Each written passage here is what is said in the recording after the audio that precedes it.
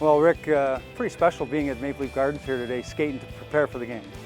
It was, well, first of all, 100 years. I mean, it's amazing how quickly everything goes by. I think when we were playing, we were in like year 70 or something, and that was quite a while ago, by the way. I think it was year 60. Yeah. But you look up and you see the same roof that we played under. It's a little bit closer now because we're on the third floor, but it was pretty special to have our practice here. And obviously tomorrow's game is going to be a lot of fun. And we're in the room with the current players and one and one, and we're kind of divided up amongst them, so it should be a lot of fun. Now, I think back my first 3 years playing here as a Maple Leaf, you scored 50 goals 3 years in a row. First 50 goal scorer in the history of the team. It was pretty wild, especially the first time.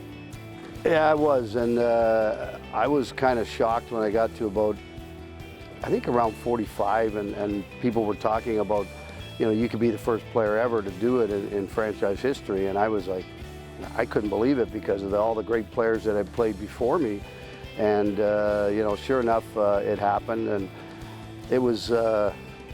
You know, you're growing up and you grow up dreaming of playing in the NHL, and then of course you dream of playing for one of the original six, Montreal or Toronto, one of those two teams especially, and then, you know, you score 50 goals and you're the first in the franchise, and it's kind of like, you got to pinch yourself because you can't believe it's actually happening.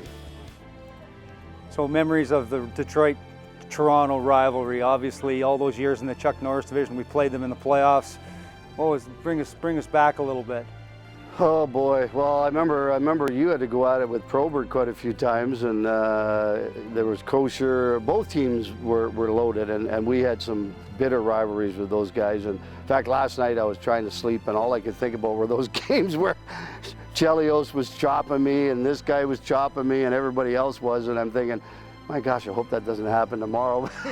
It was a dream, but still, one of those things that you're never going to forget, that'll always come back to you.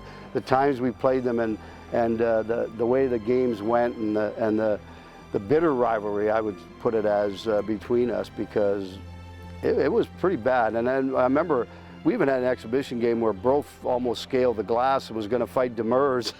So that tells you right there in an exhibition game that happened, how bad the rivalry was.